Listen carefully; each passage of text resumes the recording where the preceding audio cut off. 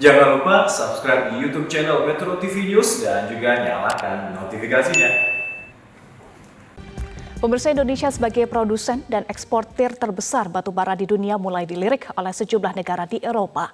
Usai Rusia memutus pasokan gasnya ke Eropa. Namun ada sejumlah tantangan bagi Indonesia untuk memenuhi permintaan batubara di pasar Eropa. Untuk mengetahui informasi selengkapnya, kita sudah terhubung dengan Diandra Mukni langsung dari Nusa Dua Bali. Diandra, apa sebetulnya tantangan bagi Indonesia dalam memasok batubara ke pasar Eropa?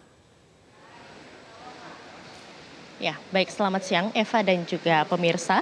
Diketahui memang sebelumnya Indonesia saat ini menjadi pengekspor sekaligus penghasil batubara terbesar di dunia, dan juga Eropa saat ini juga sedang melirik Indonesia untuk memasok batubara ke sejumlah negara di sana.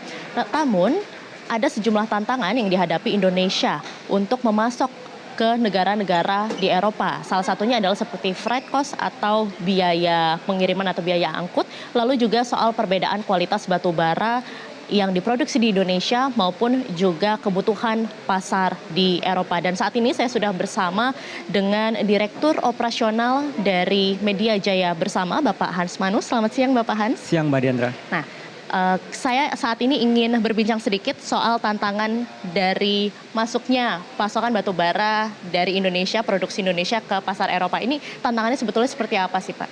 Ya betul banget nih. Ini saat ini kalau saya melihat Eropa yang tadinya begitu anti lah bisa dibilang dengan batu bara, ini mau tidak mau sih melihat energi batu bara sebagai energi yang masih diperlukan saat ini. Dan tantangan kami di batubara, pengusaha-pengusaha batubara saat ini adalah memasuki pasar Eropa adalah salah satunya. Itu kami kan sudah komitmen juga dengan customer-customer kami sebelumnya. Dan juga ada spesifik GAR yang diinginkan di Eropa. Jadi memang di satu sisi kami mencoba untuk melihat pasar ini sebagai satu opportunity. Tapi juga kami mencoba untuk melihat kuota-kuota yang sudah kami komit sebelumnya gitu Mbak Diandra. Oke, baik. Untuk Eropa ini memang untuk kebutuhan pasarnya adalah di jenis medium to high rank coal atau di menengah ke atas, yang mana untuk di Indonesia ini yang diproduksi adalah batu bara dengan jenis menengah ke bawah. Nah, apakah dari MDB ini memiliki rencana untuk membuat produk batu bara yang setara atau menyamai kualitas atau kalori yang dibutuhkan dengan pasar Eropa ini, Pak? Ya, untuk saat ini Media Jaya Bersama di dalamnya kan ada MIFA dan BEL. Itu memang kami di GAR rendah 3.400-an. Itu saat ini kami akan coba fokus dulu untuk reserve kami yang 200-an juta metric ton. Sebelum kami masuk ke mencoba untuk menaikkan GAR kami. Tapi kami akan fokus di situ dulu sih. Baik. Lalu Pak, untuk kesiapan perusahaan MDB dalam meningkatkan kualitas maupun juga kuantitas produksi untuk permintaan batu bara yang lebih besar ini saat ini seperti apa?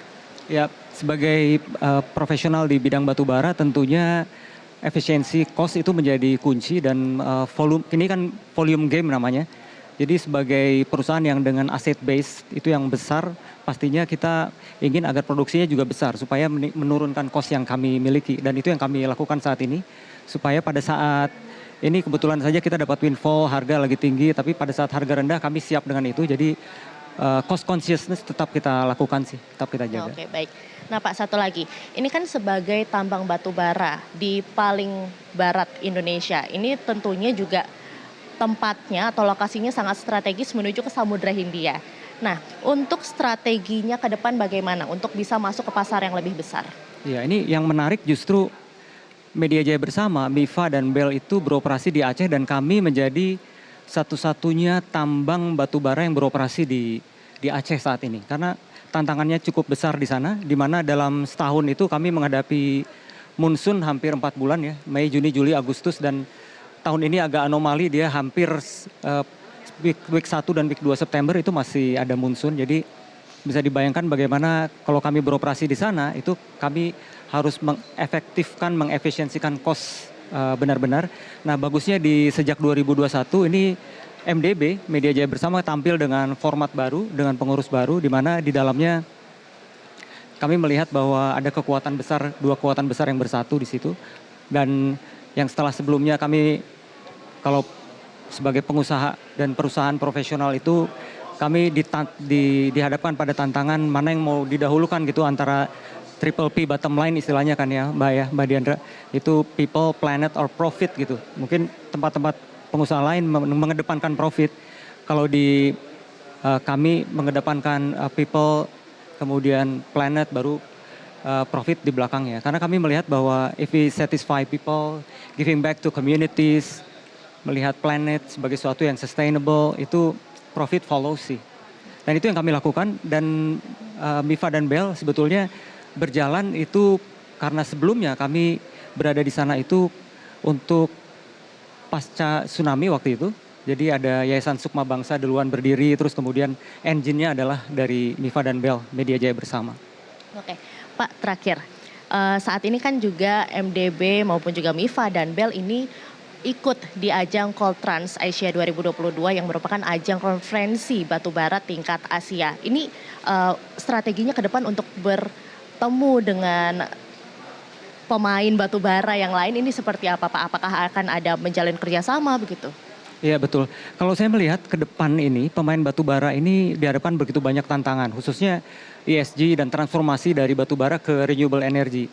Sehingga yang satu-satunya yang membuat kita bisa kuat dan solid adalah pertemuan-pertemuan seperti ini, di mana customer dan buyer bertemu, dengan government bertemu, semua ya pemain-pemain di industri batubara ini bertemu untuk saling bersinergi, berkoordinasi dan berkolaborasi. Saya 2 hari ini sudah bertemu begitu banyak profesional, rata-rata muda-muda juga. Jadi menarik karena kami berjuang bersama untuk melihat sesuatu yang lebih baik di masa depan. Khususnya mengembalikan itu ke komunitas sih, giving back to community, giving back unconditional giving, nah itu yang paling penting sih menurut saya. Oke. Jadi memang ajang Coltrans ini sangat membuka networking bagi Exactly. para sesama pemain batubara begitu Betul ya Pak. banget, Terima betul kasih banget, Mbak Diandra. banyak Pak Hans atas Sama-sama, waktunya. Demikian Eva wawancara saya dengan Direktur Operasional Media Jaya Bersama Pak Hans Manu. Demikian kembali ke studio. Baik, terima kasih Diandra Mukni untuk informasi Anda.